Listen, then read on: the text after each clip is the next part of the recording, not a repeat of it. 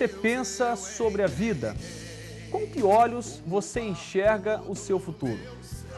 Essa é uma pergunta aparentemente boba, sem muito significado, mas tem tudo a ver com aquilo que vamos falar hoje. O nosso tema, nessa ocasião, será sobre o ressentimento. Aliás, o desafio é viver sem ressentimento. Enxergar o futuro está relacionado a como lidamos com o nosso passado e a como estamos experimentando o nosso presente.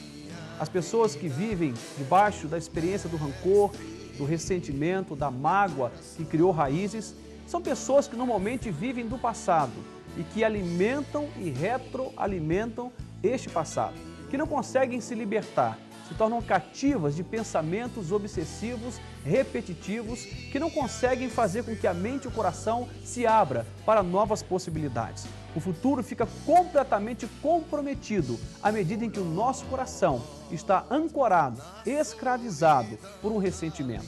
Por exemplo, se você tem um ressentimento para com o seu marido, para com sua esposa, o seu relacionamento parou naquela data, no momento em que você foi ofendido, no momento em que você sofreu algum dano pela fala, por algum tipo de agressão, houve ali um ressentimento, ou seja, a ira enraizou-se, criou rancor, amargura, essa é a ideia de ressentimento, e você não consegue mais caminhar com esse relacionamento. Isso pode envolver qualquer outra instância de relacionamento. Apenas foquei para exemplo. No entanto, a Bíblia nos mostra que nós podemos viver de uma forma totalmente livre desse sentimento.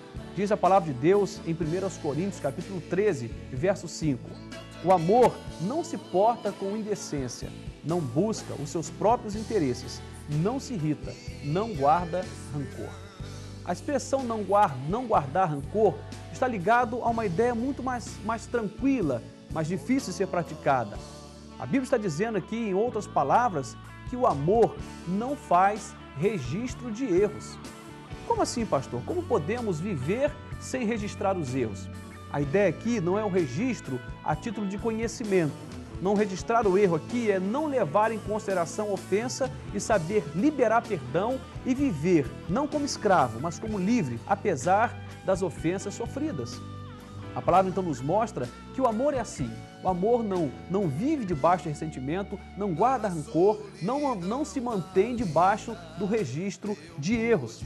E olha o que alguém disse sobre o ressentimento. Ressentimento é como um anzol que trazemos certas pessoas amarradas na nossa linha. Olha que coisa interessante. Você que já pescou ou sabe como funciona a pescaria, quando alguém consegue pescar um peixe, a linha que aprisiona aquele peixe, o anzol que aprisiona aquele peixe, torna aquele peixe cativo ao pescador. O ressentimento faz com que a pessoa do outro lado, que te ofendeu, se torne cativa de você, se torne prisioneira, ou sua prisioneira. Você traz essa pessoa amarrada, escravizada a você pelo resto da vida, até que então, num dado momento, você se dispõe a perdoar. Eu conheço pessoas que falam de ofensas que sofreram na infância e repetem essa ofensa com tanta veemência, com tantos detalhes, que parece que aquela ofensa aconteceu naquele dia ou naquela semana. Tal é a vivacidade dos detalhes que a pessoa relata da ofensa sofrida depois de tantos anos. Olha que coisa interessante. O ressentimento te aprisiona à pessoa e te aprisiona também ao passado, ao momento da ofensa sofrida. Alguém já disse isto, e eu creio com muita tranquilidade, que a ofensa ela pode ter 3 causas. Na verdade, quem disse isso é pastor Carlos Macori. Ele diz o seguinte, que normalmente as pessoas sofrem o ressentimento ou vivem debaixo do ressentimento por 3 questões. A primeira que ele diz é por conta daquilo que as pessoas dizem sobre nós. Segundo, aquilo que as pessoas pensam sobre nós. E por último, o que as pessoas fazem contra nós. Ele está falando da instância do pensamento, a instância da fala e das ações. E é verdade, normalmente nós somos ressentidos ou nos tornamos ressentidos exatamente porque nós não soubemos lidar com aquilo que falaram sobre nós. Falaram mal a nosso respeito e aquilo provocou um dano terrível. E começamos então a alimentar a mágoa e o ressentimento começou a ser fixado. Alguém pensou que não devia sobre você, comentou com outra pessoa não diretamente a você, mas você começou a entender como que aquela pessoa pensa sobre você, e você não aceitou aquele pensamento, e você começa a rejeitar, né? E aí vai se criando também esse caminhar do ressentimento. Por último, o que as pessoas fazem contra você.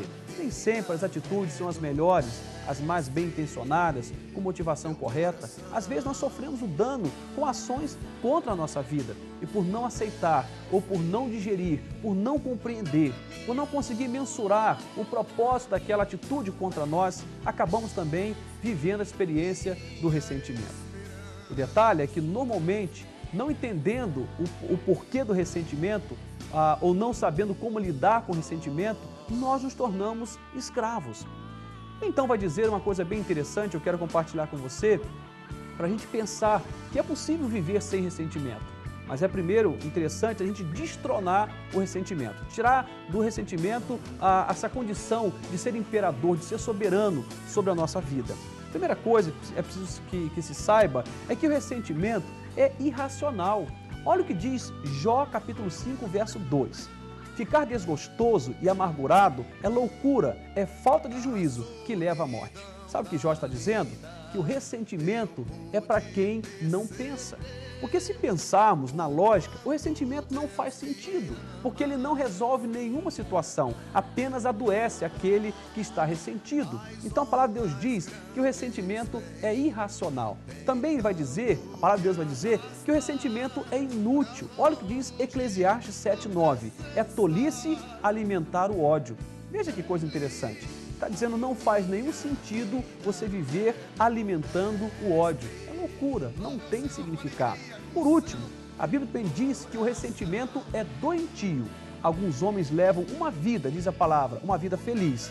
Morrem ricos. Outros, ao contrário, nunca provaram um momento de felicidade e morrem com o coração cheio de amargura.